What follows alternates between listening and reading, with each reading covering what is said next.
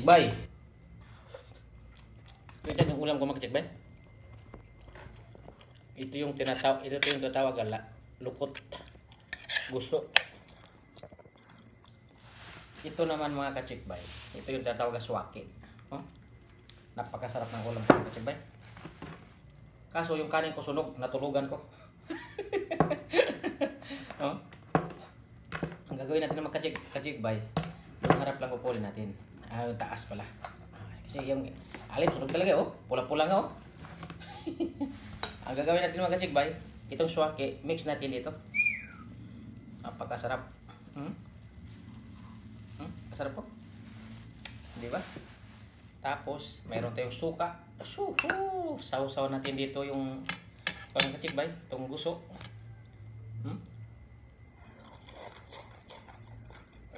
Ito yung gamot ng kachikbay sa mayroong bitter.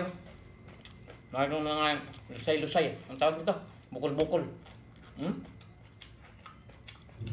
Ito yung seaweed. Ito yun.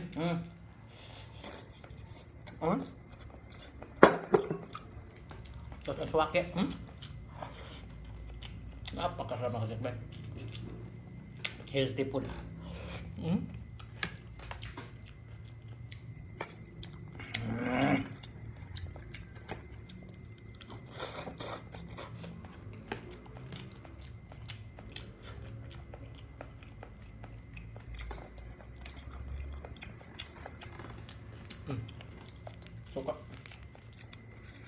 Suka sa niyog.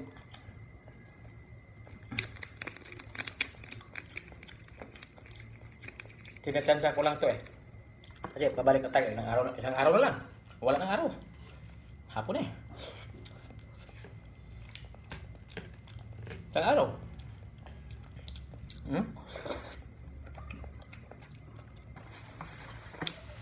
Napalaban ang tutong na kanin, sunog na kanin. Kailangan eh.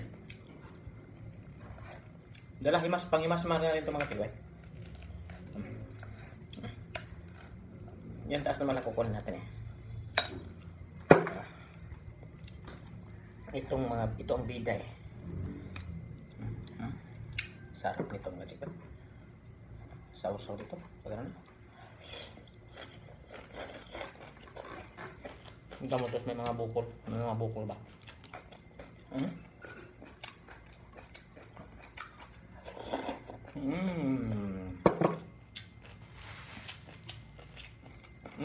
Swaki oh.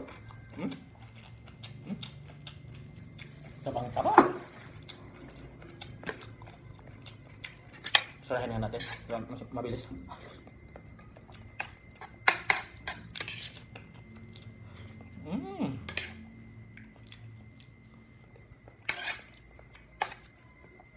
Kasarap.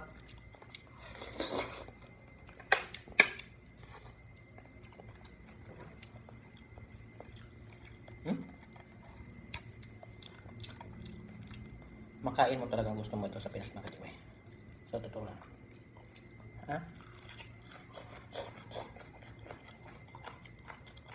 Tapos ako kumain sa alam niyo, wink-wink.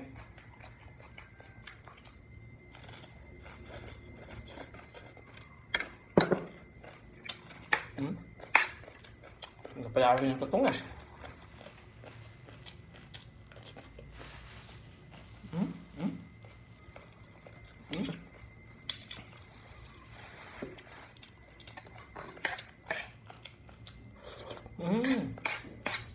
Napakasarap nga diba?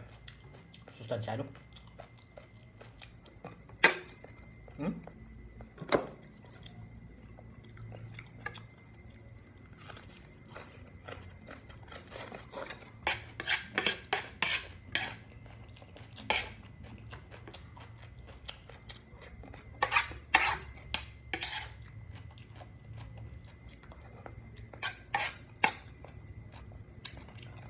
Tulugan ko kasi itong kanin eh.